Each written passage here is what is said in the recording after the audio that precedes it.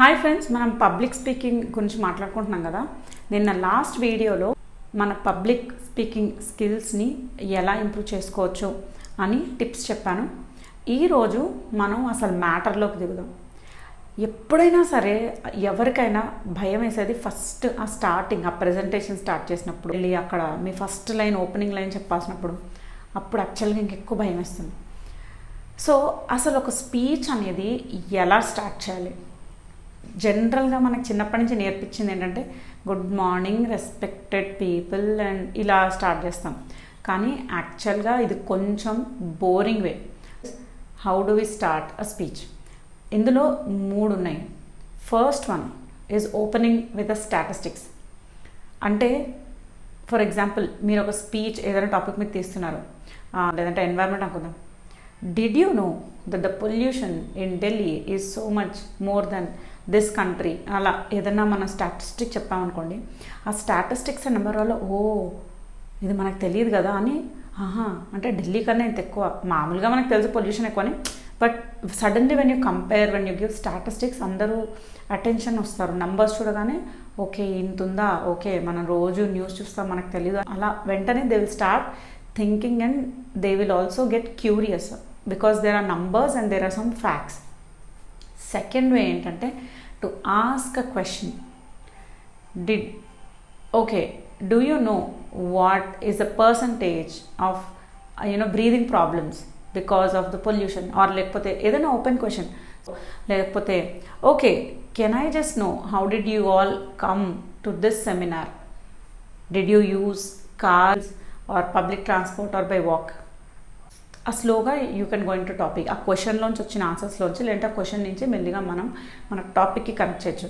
ఇంతమంది వెహికల్స్ వాడి ఇక్కడికి వస్తే మీరు ఆలోచించండి మనం ఎంత pollution. So now you can get into the environment topic. అలాగే క్వశ్చన్ అనేది టక్మని ఆడియన్స్ని ఆలోచింపజేస్తుంది. అదే మీరు good morning, my name is, I am here, respected ఇలా మాట్లాడారనుకోండి, you are just telling some passive lines. Statistics అనేది వాళ్ళని ఆలోచింపజేస్తుంది. క్వశ్చన్ అనేది డెఫినెట్గా వాళ్ళు వెంటనే మైండ్లో అవును నేను ఎలా వచ్చాను అంటే they are listening to you. ఎప్పుడైతే ఒక క్వశ్చన్ ఇస్తారో ఇమ్మీడియట్గా ఆడియన్స్ ఎంగేజ్ అవ్వడమే కాకుండా వెంటనే టాపిక్కి కనెక్ట్ అవుతారు. ఎందుకంటే వాళ్ళ మైండ్లో ఆన్సర్స్ వెతుకుతున్నారు. అండ్ ఎప్పుడైతే మీరు వేసిన క్వశ్చన్కి వాళ్ళు ఆన్సర్ వెతుకుతున్నారో they are listening to you and they are listening to your commands. తర్వాత థర్డ్ ఏంటంటే ఎప్పటికీ ఫేడ్ అవ్వంది, the best forever, storytelling. మనం చాలాసార్లు చూసే ఉంటాం. మనం కొన్ని టాక్స్ అండ్ ప్రజెంటేషన్లో, యాక్చువల్లీ నేను పొద్దున్న ఇక్కడికి వస్తుంటే చూశాను చాలామంది కార్లో ఒక్కళ్ళే వస్తున్నారు. అప్పుడు నాకు అనిపించింది ఒక్కొక్కళ్ళు ఇన్ని కార్స్ వాడితే ట్రాఫిక్ జామే కాక ఎంత పొల్యూషన్ అని. Now let us going to the topic environment and I welcome you all for my talk. అంటే వాళ్ళు ఒక స్టోరీ, వీడు పొద్దున్న వచ్చాడనమాట. అవును కదా, మనం కూడా వెళ్ళినప్పుడు కార్లో ఒక్కొక్కళ్ళే ఉంటారు. Yeah car pooling is good. మనం కూడా ఇవన్నీ we start thinking. Next you should go into the body of the presentation. So quickly let us recap.